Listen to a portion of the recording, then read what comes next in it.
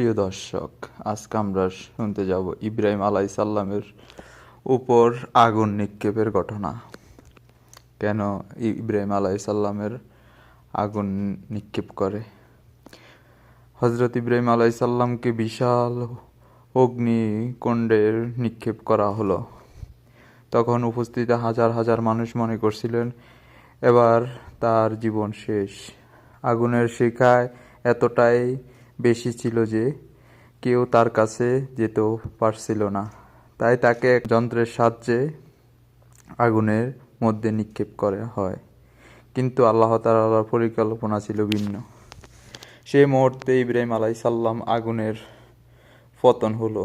আল্লাহ তাআলা আগুনকে নির্দেশ দিলেন, হে আগুন, তুমি ইব্রাহিম আলাইসাল্লামের জন্য শীতল ও নিরাপদ হয়ে যাও। সঙ্গে সঙ্গে সেই ভয়ঙ্কর আগুন আল্লাহ তাআলার হুকুমে শীতল ও শান্তি হয়ে যায়। যে আগুনে মানুষকে পুড়ে ছারখার করে দেয়, সেই আগুনে ইব্রাহিম আলাইসাল্লামের জন্য হয়ে গেল নিরাপদ আশ্রয়। লোকেরা অবাক হয়ে গেলেন। তারা দেখলে আগুনের মাঝখান দিয়ে ইব্রাহিম আলাইসাল্লাম পূর্ণ ও সুস্থ নিরাপদ আছেন। আল্লাহর সাহায্য কখনো আসে, এটা ঘটনার মাধ্যমে আল্লাহ তাআলা আমাদেরকে একটা বড় শিক্ষা দিয়েছে। আমরা যখন একজন বান্দার সত্যের উপর অটল থাকে এবং আল্লাহর উপর পূর্ণ ভরসা করে, তখন আল্লাহ এমনভাবে সাহায্য করেন যা আমাদের মানুষের কল্পনার বাহিরে। ইব্রাহিম আলাইসাল্লাম একা ছিলেন, তার পক্ষে ছিল না পুরা জাতি, কিন্তু কখনো সত্যের পথ ছেড়ে দেয়নি। তিনি জানতেন মানুষের শক্তি সীমিত, কিন্তু আল্লাহর শক্তি অসীম। তাই তিনি কোনো ভয় না পেয়ে এবং আল্লাহর উপর পূর্ণ ভরসা রেখেছেন। নমরুদের অপমান। নমরুদ ভাবছিলেন সে ইব্রাহিম আলাইসাল্লামকে ধ্বংস করে ফেলবেন, কিন্তু ফল হলো উল্টা। আল্লাহ তাআলা ইব্রাহিম আলাইসাল্লামকে সম্মানিত করলেন এবং নমরুদকে মানুষের সামনে অপমান করলেন। আসলে আল্লাহ যাকে চায় তাকে আল্লাহ সবসময় বড় সম্মান দান করে। মানুষ বুঝতে শুরু করলেন যে ইব্রাহিম আলাইসাল্লাম যে রবের দিকে আহ্বান করছেন তিনি প্রকৃতিক ক্ষমতার মালিক। এভাবে সত্য মিথ্যার উপর বিজয় লাভ করলেন।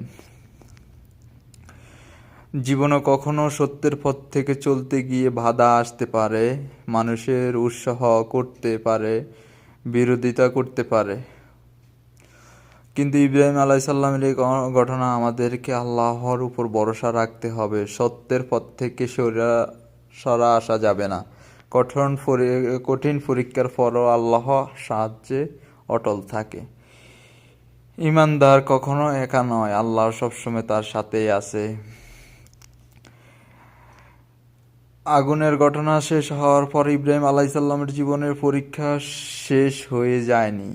নমরুদ আরও অনুসারীরা সত্য গ্রহণ করতে অস্বীকার করলো। তারা নিজেদেরকে অহংকার ও কুফরের মধ্যে রয়ে গেলেন। তখন ইব্রাহিম আলাইসাল্লাম বুঝতে পারলেন যে এই জাতির অধিকাংশ মানুষের সত্যের প্রতি অড়ন বিরোধিতা করছেন। তাই তিনি আল্লাহ সন্তুষ্টের জন্য নিজের জন্মভূমি ছেড়ে হিজরত করার সিদ্ধান্ত নিলেন। তিনি বললেন, আমি আমার প্রতিপালকের দিকে হিজরত করতে নির্দেশনা ছিল। তিনি প্রতিক্রিয়াশীল করলেন। নিজের ঘর, সম্পদ এবং পরিচিত পরিবেশ ছেড়ে আল্লাহর জন্য বের হয়ে পড়ল। সহজ কাজ ছিল না, কিন্তু ইব্রাহিম আলাইসাল্লাম জানত যে ব্যক্তি আল্লাহর জন্য কিছু ত্যাগ করে আল্লাহ তাকে উত্তম কিছু দান করে। বছরের পর বছর কেটে গেলে ইব্রাহিম আলাইসাল্লাম বৃদ্ধ হয়ে গেলেন, কিন্তু তার কোনো সন্তান ছিল না। তিনি আল্লাহর কাছে দোয়া করলেন, হে আল্লাহ প্রতিপালন, আমাকে একটা সৎ সন্তান দান করুন। আল্লাহ তার দোয়া কবুল করলেন এবং তাকে সুসম্পদ দিলেন। ধৈর্যশীল পুত্র ইব্রাহিম হজরত ইসমাইল আলাইসাল্লামের ইব্রাহিম আলাইসাল্লামের অন্তরে আনন্দিত হন, কিন্তু আল্লাহ তাআলার প্রিয় বান্দাকে আরো বড় একটি পরীক্ষার জন্য প্রস্তুত করলেন। যখন ইসমাইল আলাইসাল্লাম বড় হতে লাগলো এবং তার বাবার সাথে চলাফেরা করার বয়স পৌঁছালেন, তখন ইব্রাহিম আলাইসাল্লাম একটা স্বপ্ন দেখেন। তিনি দেখবেন যে তিনি তার পুত্রকে আল্লাহর উদ্দেশ্যে কোরবানি করছেন। নবীদের স্বপ্নে ছিলেন ওহীর অংশ, তাই তিনি বুঝতে পারলেন এটি আল্লাহর পক্ষ থেকে একটি নির্দেশ। কিন্তু চিন্তা করুন যে সন্তানকে তিনি বহু বছর ধরে দোয়ার পর পেয়েছেন, সে সন্তানকে কোরবানি করার আদেশ দিলেন। এটা ছিল তার জীবনের সবচেয়ে বড় কঠিন পরীক্ষা। ইব্রাহিম আলাইসাল্লামের আদেশ পালনের জন্য প্রস্তুত হন, আর ইসমাইল আলাইসাল্লাম বলেন, হে আমার পিতা, আমাকে যা আদেশ করা হয়েছে তা পালন করুন। ইনশাআল্লাহ আপনি আমাকে ধৈর্যশীল অন্তর্ভুক্ত পাবেন। এমন ঈমান, এমন আগমন, এমন ত্যাগ, দৃঢ় বিশ্বাস মানব ইতিহাসে বিলম। হযরত ইব্রাহিম আলাইসাল্লাম তার পুত্র ইসমাইল আলাইসাল্লামের আদেশ পালনের জন্য পূর্ণ প্রস্তুতিতে হয়ে গেলেন। পিতা তার প্রিয় সন্তানকে নিয়ে নির্ধারিত স্থানের দিকে রওনা হলেন। শয়তানে বারবার তাকে আল্লাহর আদেশ থেকে ফিরে আনার চেষ্টা করেন, কিন্তু তার ঈমান সাথে শয়তানকে কুমন্ত্র প্রত্যাখ্যান করে। অবশেষে সেই মুহূর্তে এসে গেলেন। ইব্রাহিম আলাইসাল্লাম তার পুত্রকে শুইয়ে দিলেন এবং আল্লাহর আদেশ পালন করার জন্য প্রস্তুত হন। কিন্তু ঠিক তখনই আল্লাহ তাআলার রহমত নেমে এলো। আল্লাহ ইব্রাহিম আলাইসাল্লামের এই মহান অনুগত ও ত্যাগ কবুল করলেন। তিনি ইসমাইল আলাইসাল্লামরে এবং পরিবর্তনে জান্নাতের থেকে একটি দুম্বা পাঠাইয়া দেন কোরবানি করার জন্য। এভাবে ইসমাইল আলাইসাল্লামের নিরাপদে রয়েছেন এবং আল্লাহর ঘোষণা করলেন যে ইব্রাহিম আলাইসাল্লাম পরীক্ষায় সফল হয়েছেন। কোরবানি আমাদের আল্লাহ তাআলার ইরশাদ করেছেন। নিশ্চিত এটা ছিল একটি সুষ্ঠু পরীক্ষা, আর আমি তার পরিবর্তে একটা মহান কোরবানির ব্যবস্থা করলাম। এই ঘটনা স্মৃতি আজও সারা বিশ্বের মুসলিমরা ঈদুল আজহা কোরবানি করে থাকেন। ইব্রাহিম আলাইসাল্লামের ঈমান, ত্যাগ ও ধৈর্য, আল্লাহর প্রতি অটল ভালোবাসার কারণে আল্লাহ তাকে বিশেষ মর্যাদা দান করছেন। তাকে বলা হয় খলিলুল্লাহ, অর্থাৎ আল্লাহর ঘনিষ্ঠ বন্ধু। তিনি আমাদের শিখিয়েছেন আল্লাহর আদেশের সামনে নিজের ইচ্ছাকে ত্যাগ করতে হয়, সত্যের জন্য কষ্ট স্বীকার করতে হয়। আল্লাহর উপর ভরসা করলে তিনি কখনো বান্দাকে নিরাশ করে না। দুনিয়ার সবচেয়ে প্রিয় জিনিসগুলা আল্লাহর সন্তুষ্টির জন্য ত্যাগ করতে প্রস্তুত থাকতে হয়।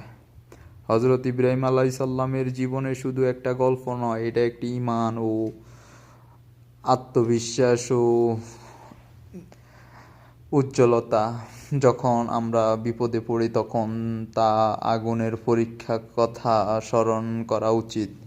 যখন আমরা কোনো পরীক্ষার কঠিন সিদ্ধান্তের মুখোমুখি হই, তখন তার কোরবানির পরীক্ষার কথা স্মরণ করা উচিত। আর যখন আমরা আল্লাহর সাহায্য নিয়ে হতাশ হয়ে পড়ি, তখন মনে রাখা উচিত যে আগুনকে শীতল করতে পারে তিনি আমাদের সমস্যার সমাধান করতে পারবে। আল্লাহ তাআলা আমাদের সবাইকে ইব্রাহিম আলাইসাল্লামের মতো ঈমান ও ধৈর্য গুণ দান করুক। আমিন ইয়া রাব্বা আমিন। হাজার হাজার বছর ফিরে গেল, হযরত ইব্রাহিম আলাইসাল্লামের স্মৃতি আজও পৃথিবীর কোটি কোটি মানুষের হৃদয় জীবিত রয়েছে। প্রতিটি বিশ্বে বিভিন্ন প্রান্তে মুসলিমরা নামাজের দারওয়ান ইব্রাহিম পাঠ করে, দুরুদে ইব্রাহিম পাঠ করে এবং তার জন্য দোয়া করে। আরবের সেই মরুভূমিতে সেখানে তিনি আল্লাহর নির্দেশে তার পরিবারকে রেখে গেছেন। আজ সেখানে অবস্থিত পবিত্র শহর মক্কা। আল্লাহর নির্দেশে ইব্রাহিম আলাইসাল্লাম ও তার পুত্র ইসমাইল আলাইসাল্লামের কাবা পুনর্নির্মাণ করেছেন, যা আমাদের বিশ্বের মুসলিম কিংবা কাবা নির্মাণ সময় দোয়া। কাবা নির্মাণ করতে করতে তার দোয়া করেছিলেন, হে হে আমাদের প্রতিপালক, আমাদের পক্ষ থেকে এটি কবুল করুন, নির্দিষ্ট আপনার সর্বশ্রোতা। এই দোয়া আমাদের শিখায় যে কোনো নেক কাজ করার আগে আল্লাহর বান্দার উচিত আল্লাহর কাছে দোয়া চাওয়া এবং কবুল হওয়ার জন্য প্রার্থনা করা। ইব্রাহিম আলাইসাল্লামের জীবনে আমাদের তিনটি মহা শিক্ষা দেয় যে ঈমানের জন্য ত্যাগ করতে হবে, বিপদের সময় আল্লাহর উপর ভরসা রাখতে হবে, সত্যের পথে একা হলেও শক্তি থাকতে হবে। সে ব্যক্তি এই শিক্ষাগুলো নিজের জীবনের বাস্তবায়ন করবেন, আল্লাহ তাআলার জন্য দুনিয়া ও আখিরাতের কল্যাণের পথে খুলে দিবে। হে আল্লাহ, আমাদেরকে ইব্রাহিম আলাইসাল্লামের মতন ঈমান দান করুক। আমাদের অন্তরকে আপনার ভালোবাসায় পূর্ণ দান করুন। কল্পনা করুন একজন মানুষ যার বিরুদ্ধে দাঁড়িয়েছিলেন পুরা সমাজ, রাজা ও তার শত্রু, জনগণ তার বিরুদ্ধে, তার চারপাশে শুধু বিদ্রোহ হুমকি, তবু তিনি সত্যের পথ ছাড়েনি। সেই মানুষটি ছিলেন হযরত ইব্রাহিম আলাইহিসসালাম। আগুনে তাকে পোড়াতে পারেনি, কারণ তার হৃদয়ে আগে থেকে আল্লাহর ভালোবাসা পরিপূর্ণ ছিলেন। মানুষ আগুনে জ্বলাতে পারে, কিন্তু আল্লাহর নূর নিভিয়ে দিতে পারে না। ইব্রাহিম আলাইহিসসালামের এই কাহিনী শুধু অন্তরের একটি ঘটনা নয়, এটা প্রত্যেকটি যুবকের ঈমানদানের মানুষের গল্প। যখন কেউ সত্য কথা বলে, কারণ উপহাসের শিকার হয়, তখন সেখানে ইব্রাহিম আলাইহিসসালামের শিক্ষা প্রতিফলন দেখা যায়। যখন কেউ আল্লাহর সন্তুষ্টির জন্য নিজের স্বার্থ ত্যাগ করে, তখন সেখানে ইব্রাহিম আলাইহিসসালামের ত্যাগের ছায়া খুঁজে পাওয়া যায়। যখন কেউ কঠিন পরিস্থিতির মধ্যেও আমার জন্য আল্লাহে যথেষ্ট, তখন ইব্রাহিম আলাইহিসসালামের পথে হাঁটছে। আজ যদি আমরা সত্যের জন্য আমাদের কিছু ত্যাগ করতে হয়, আমরা কি প্রস্তুত? আজ যদি আমরা বিরোধিতার মুখেও আল্লাহর আদেশ মেনে চলতে হয়, আমরা কি দৃঢ় থাকতে পারবো? ইব্রাহিম আলাইহিসসালামের এই জীবনে আমরা শিখেছি, ইব্রাহিম আলাইহিসসালামের ঈমান শুধু মুখের কথা নয়, ঈমান হলো একটি শক্তি যা মানুষকে অসম্ভবকে সম্ভব করার সাহস দেয়। যদিও কখনো মনে হয় আপনার সাহায্য খুব বড়, মনে করবেন আগুনের চেয়েও বড় কোনো সমস্যা নেই, আর আল্লাহ সেই আগুনকেও শীতল করে দিছে।